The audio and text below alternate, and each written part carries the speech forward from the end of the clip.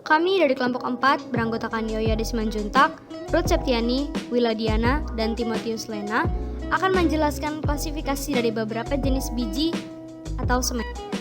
Biji merupakan bakal biji dari tumbuhan berbunga yang telah masak. Biji dapat terlindung oleh organ lain, buah pada Gymnospermae atau Magnolepita, atau tidak pada Gymnospermae.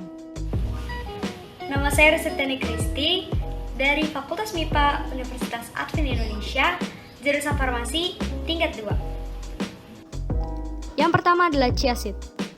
Salvia hispanica umumnya dikenal sebagai chia yang merupakan spesies tanaman berbunga di keluarga mint Lamiaceae, asli Meksiko Tengah dan Selatan dan Guatemala.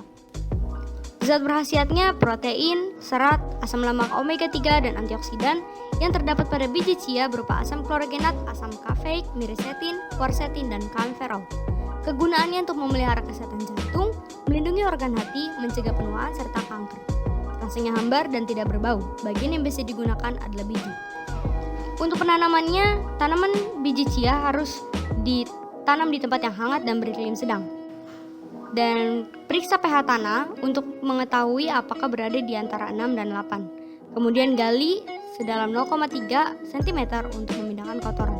Dan jangan khawatir, biji chia tidak membutuhkan banyak tanah untuk berakar. Tapi ingat, biji chia harus terpapar sinar matahari 6 jam setiap hari. Sebarkan biji chia dalam lapisan tipis di atas tanah, kemudian semprotkan tanaman dengan selang kebun sebulan sekali. Walaupun biji chia yang sudah menjadi tanaman chia tumbuh subur di cuaca kering, kita masih harus terus menyirami benih secara teratur. Tunggu 6-7 bulan hingga chia mekar dan mencapai ketinggian penuhnya. Dan pada titik ini, pastikan daunnya kasar dan lebar.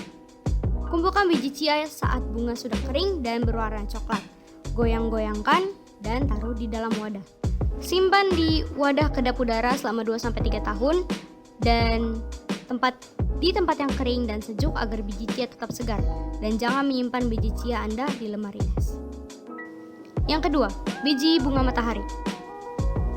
Bunga matahari atau Helianthus annus adalah tumbuhan semusim dari suku kenikir-kenikiran yang populer sebagai tanaman hias maupun tanaman penghasil minyak.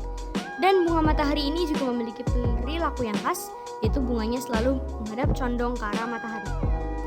Helianthus annus L, zat berkhasiatnya biji banyak mengandung beta-sitosterol, prostaglandin E, chlorogenic acid, quinic acid, pitin, 3,4-benzopiren. Kegunaannya untuk mengatasi peradangan, untuk penderita diabetes, untuk menurunkan berat badan, menurunkan kadar kolesterol, mengobati hipertensi, dan juga dapat mencegah radikal bebas. Rasanya hambar dan tidak berbau, bagian yang bisa digunakan adalah biji. Untuk penanamannya, gemburkan tanah dengan sekop, dan jika tanah kurang nutrisi atau sistem drainasinya buruk, dapat menggunakan pupuk kompos sebanyak 6-10 cm. Gali lubang sedalam 2,5 cm dengan jarak 45 cm untuk jenis bunga berukuran besar dan 30 cm untuk bunga yang berukuran sedang. Dan masukkan beberapa benih setiap lubang dan tutup kembali dengan tanah. Dan jika ingin menikmati mekar bunga matahari untuk waktu lebih lama, kita dapat mengatur masa penanaman benih. Lalu, berikan sedikit pupuk organik setelah bibit berhasil ditanam dan sebarkan pada area tanam agar batang bunga menjadi lebih kuat. Basahi tanah tersebut dengan air, namun jangan sampai biji dibanjiri dengan air. Untuk panennya sendiri, bunga matahari akan bertahan 30-45 hari dengan ciri bagian belakang kepala bunga matahari berubah dari warna hijau menjadi warna coklat, dan tutupi bunga dengan kantung kertas untuk melindungi dari burung, potong bunga sedikit miring, gantung kelopak bunga selama berminggu-minggu, dan bijinya sudah dapat diambil, cukup dengan disodok dengan kayu atau dengan jari biji akan rontok dengan mudah. Dan biji yang sudah ditaruh harus disimpan di tempat yang kering dan sejuk dan tak terpapar matahari langsung jika akan dijadikan benih kembali. Minyak biji bunga matahari adalah minyak non-volatil yang dihasilkan dari biji bunga matahari yang sudah dikompres. Dan minyak ini berguna untuk minyak goreng dan bahan baku kosmetik. Dan sebagai bahan baku kosmetik, minyak ini dapat berperan untuk memperhalus kulit. Yang ketiga adalah biji. Cucurbita moscata adalah spesies yang berasal dari Amerika Tengah atau Amerika Selatan bagian utara. Dan kultivar Cucurbita moscata umumnya lebih toleran terhadap cuaca panas dan lembab dibandingkan kultivar Cucurbita maxima atau Cucurbita pepo. Dan mereka juga menunjukkan ketahanan yang lebih besar terhadap penyakit dan serangga. Dan dia termasuk dalam keluarga Cucurbitaceae. Zat berkhasiatnya asam amino seperti M-karboksifenilalanina, pirazoalanina, asam amino butirat, etilasparagina, dan citrulina, serta sejumlah asam amino lain yang diperlukan kelenjar prostat seperti semina-alanina, glisina, dan asam glutamat. Kegunaannya untuk obat cacing diberikan sebagai emulsa segar, rasanya seperti minyak, baunya tidak berbau, dan bagian yang digunakan adalah biji. Untuk penanamannya, pertama pisahkan bibit labu dengan media pembibitan dengan cara menggoyangkan tanaman secara perlahan agar akarnya lepas. Tanam bibit dalam lubang tanam yang telah disediakan, dan satu lubang hanya boleh satu tanaman saja. Tutup kembali lubang tanam dan jangan lupa memadatkan tanah sekitarnya. Untuk penyiraman, tidak perlu untuk menyiram lahan tanam setiap hari. Lakukan penyiraman apabila dibutuhkan dan jika lahan benar-benar kering.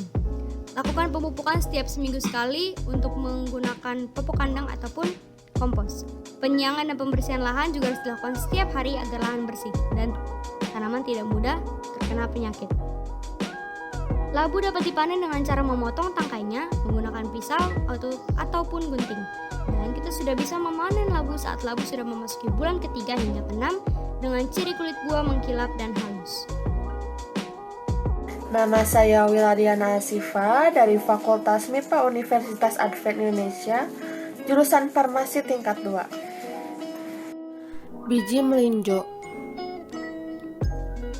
Biji melinjo yaitu tumbuhan berbiji terbuka yang berbentuk pohon yang berasal dari Asia tropik, Melanesia, dan Pasifik Barat. Tanaman melinjo disebut juga tangkil dalam bahasa Sunda, melinjo bahasa Jawa, bago bahasa Melayu dan Tagalog, dan kalit dari Kamboja. Klasifikasi tanaman melinjo yaitu Kingdom Plantae, Subkingdom Viridiplantae, Infrakingdom Stretipita, Superdivisi Embryophyta, Divisi Tracheophyta, Subdivisi Spermatopitina, Kelas Netopsida, Subkelas Netidae, Ordo Epidalis, Family Netaceae, Genus Netum, dan spesies Netum nemon. Morfologi tumbuhan. Biji tanaman melinjo memiliki biji terbuka dengan lapisan luar keras dan memiliki selaput pelindung dengan tanda bunga berdaging. Biji tanaman melinjo berwarna hijau muda jika belum matang dan berwarna merah pekat jika sudah matang atau tua. Kandungan biji melinjo yaitu terdapat nutrisi, karbohidrat dan protein, lemak, kalsium, fosfor, vitamin A, B1, C, dan E, senyawa polifenol seperti fenol sederhana, flavonoid, dan tanin, stilbenoid, netin L, netin C, nemonosid A, C, D, dan resveratrol. Manfaat memelihara daya tahan tubuh, mencegah penuaan dini, bahan alami untuk hipertensi, memperkuat daya ingat, meningkatkan stamina, melancarkan urin, dan mencegah anemia. Pemberian biji melinjo terbungkus 3 lapisan kulit. Lapisan pertama kulit luar yang berbentuk lunak, lapisan kedua agak keras berwarna kuning bila biji muda dan coklat kehitaman bila biji tua, dan lapisan ketiga berupa kulit tipis berwarna putih kotor, rasa agak pahit dan tidak berbau. Waktu panen, pohon melinjo dapat dipanen setelah 5-6 tahun. Masa buah melinjo terjadi 2 kali dalam setahun. Pasca panen atau hal yang dilakukan setelah panen adalah sortasi atau pemilihan buah. Buah melinjo tua dipisahkan dari yang muda, demikian pula daun dan bunganya. Selanjutnya ada biji delima. Sejarah delima adalah tanaman buah-buahan yang dapat tumbuh hingga 5-8 meter. Tanaman ini diperkirakan berasal dari Iran, namun telah lama dikembangbiakan di daerah Mediterania. Bangsa Moor memberi nama salah satu kota kuno di Spanyol, Granada, berdasarkan nama buah ini. Klasifikasi delima yaitu kerajaan Plantae, divisi Magnoliophyta, kelas Magnoliopsida, kelas Rosidae, ordo Myrtales, family Punaceae, genus Punica, dan spesies Pegranatum. Selanjutnya morfologi delima. Bijinya banyak, kecil-kecil, berbentuk bulat panjang yang bersegi-segi, agak pipih, keras, tersusun tidak beraturan, berwarna merah, merah jambu atau putih, buahnya buah buni, bentuknya bulat, hingga diameter 2-12 cm. Warna kulitnya beragam seperti hijau keunguan, putih, coklat kemerahan, atau ungu kehitaman. Kadang terdapat bercak-bercak yang agak menonjol, berwarna lebih tua. Kandungan delima mengandung alkaloid peretiren, granatin, betulic acid, ursolik acid, isoquercitrin, L-gatanin, resin, triterpenoid, kalsium oksalat, pati, tanin, vitamin, dan masih banyak lagi. Khasiatnya untuk meredakan demam dan batuk, keracunan, cacingan sebagai antioksidan. Telah diteliti untuk terapi kanker. Pemberian biji memiliki selaput berwarna merah, tidak berbau dan rasa manis. Waktu panen, benih biji delima perlu direndam air hangat 40 hingga 40 derajat Celcius selama 2 jam. Kemudian proses germinasi atau pekecambahan selanjutnya disemai di tempat terkena sinar matahari langsung, dan baru kemudian ditanam serta dirawat. Benih mengeluarkan tunas 7-31 hari. Nama saya Timotius Lena dari Fakultas MIPA Universitas Advent Indonesia, jurusan Farmasi tingkat 2. Biji kedelai atau Glycine Max. Klasifikasi tanaman kedelai, nama Latin adalah Glycine Max, nama tanaman asal Gestoja subsmax atau kedelai, keluarga Fabaceae. Kandungan dalam kedelai utuh mengandung berbagai nutrisi penting. Dalam 100 gram kedelai utuh mengandung mangan, selenium, tembaga, kalium, fosfor, magnesium, zat besi, kalsium, vitamin B6, folat, riboflavin atau vitamin B2, tiamin atau vitamin B1, dan vitamin K. Selain itu, kedelai juga mengandung 173 kalori. Manfaat dari kacang kedelai ini adalah sebagai antioksidan, menjaga berat badan, mencegah penyakit jantung. Adapun pemariannya, bau khas, sedikit rasa manis, dan sedikit rasa hambar. Bagian yang digunakan adalah bagian biji. Penyimpanan dari biji kedelai dalam wadah tertutup rapat. Waktu panen kacang kedelai dipanen saat umur panennya secara optimal atau masak agar diperoleh mutu hasil yang baik dan produksi yang tinggi. Umur panen kedelai antara 75 sampai 90 hari tergantung varietasnya. Satu polong mengalami perubahan warna dari hijau menjadi kecoklatan atau jika 90% polong berubah warna. Biji yang selanjutnya adalah biji selasi atau Ocimum basilisum. Klasifikasi tanaman selasi, nama Latin Ocimum basilisum, nama tanaman asal selasi Eropa, keluarga Lamiaceae. Kandungan memiliki banyak kandungan vitamin di dalam biji selasi seperti omega 3, vitamin A, dan berbagai jenis vitamin lainnya termasuk mineral dalam biji selasi seperti zat besi, kalium, tembaga, dan kalsium. Adapun penggunaan dari biji selasi ini adalah sebagai campuran minuman segar, dan dia juga meningkatkan kesehatan mata, bertindak sebagai antioksidan, kuat untuk retina mata yang dapat mencegah perkembangan katarak dan degenerasi makula. Bagian yang digunakan adalah bagian biji. Penyimpanan biji selasi ini, biji selasi kering, disimpan dalam botol tertutup di tempat yang kering. Jika akan diolah, rendam dahulu dalam air matang hingga mengembang. Simpan selasi yang sudah direndam air dalam lemari pendingin. Adapun waktu panen benih selasi ini yaitu mengeluarkan tunas 3-7 hari. Panen pertama selasi mulai 30 sampai 50 hari setelah tanam. Cara penggunaan biji selasi ini campuran untuk minuman segar. Rendam biji-biji selasi dalam air matang yang sudah didinginkan, atau bisa juga dengan merendam dengan air mendidih dalam waktu yang tidak terlalu lama. Endapkan 1 atau 2 hari, maka biji selasi kering akan berubah menjadi bentuk seperti telur-telur kodok, dan itulah akan siap diolah. Saya Yadestendi Simanjuntak dari Universitas Advent Indonesia, Fakultas MIPA, jurusan Farmasi tingkat 2.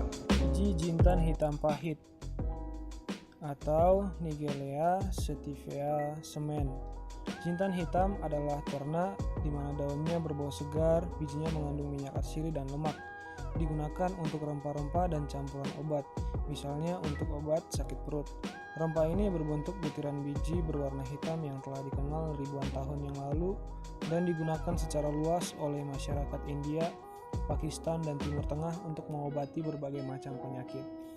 Klasifikasi daripada biji jintan hitam: Kingdom Plantae, divisi Magnoliophyta, kelas Magnoliopsida, ordo Ranunculales, famili Ranunculaceae, genus Nigella L, spesies Nigella sativa L.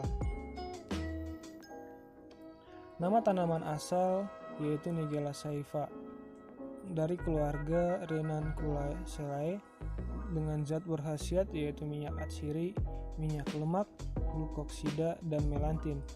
Dapat digunakan sebagai stimulan, carminativa, dan diaforetika.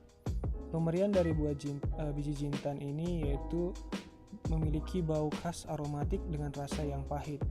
Bagian yang digunakan adalah biji yang disimpan dalam wadah tertutup dengan baik.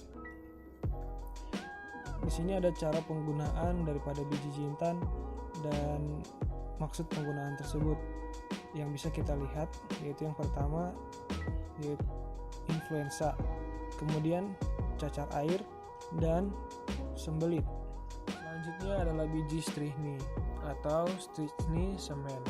Nama tanaman asal yaitu Strychnos nux vomica dari keluarga Loganiaceae. Zat berkhasiat yang terkandung yaitu alkaloida, terutama strychni dan brusina. Terdapat juga minyak lemak dan glukosid loganin. Penggunaan yaitu sebagai amara, stimulansia, antidota, atau pada keracunan obat tidur dari golongan barbibuta. Pemberiannya itu dengan rasa yang sangat pahit tetapi tidak ada bau. Bagian yang digunakan yaitu biji yang sudah matang dan disimpan dalam wadah yang tertutup dengan baik. Kemudian di sini ada saya tampilkan beberapa cara pengolahan biji strychni dan maksud dari pengolahan tersebut. Kita bisa lihat yaitu yang pertama dengan maksud yaitu sebagai amara, dan kemudian antidota, dan terakhir stimulansia. Selanjutnya adalah biji kedawung atau Parkia semen. Biji kedawung merupakan biji herbal yang sudah menjadi bahan utama dalam pembuatan jamu. Bentuk biji ini mirip dengan pete karena jenis tanamannya memang masih satu kerabat dengan pete. Warna biji kedawung itu adalah hitam pekat dengan bentuk lonjong dan sedikit pipih seperti biji daripada buah sawo. Kemudian klasifikasi kedawung: divisi Spermatophyta, subdivisi Angiospermae, kelas Dicotyledonae, bangsa Rhasales, suku Mimosaceae, marga Parkia, jenis Parkia roxburghi Giddon. Kemudian nama asal tanaman biji kedawung yaitu Parkia roxburghi Giddon atau Parkia bilobosa benta. Keluarga atau famili yaitu Mimosaceae dengan zat berkhasiat yang terkandung yaitu glukosa, damar, hidrat arang, tanin, garam, dan alkali. Penggunaannya itu dapat sebagai antidiare dan astringen. Pemberian dari biji kedawung yaitu memiliki bau khas, rasa khas yaitu agak pahit. Bagian yang dapat digunakan yaitu biji yang disimpan dalam wadah tertutup dengan baik. Kemudian ada beberapa cara pengolahan yang bisa kita lihat daripada slide ini, dan juga cara penggunaan daripada biji kedawung dengan maksud untuk perut kembung, untuk kolera, dan untuk obat penguat lambung. Selanjutnya ini adalah gambar daripada biji kedawung tersebut, di mana mirip seperti petai dan juga seperti biji dari buah sawo.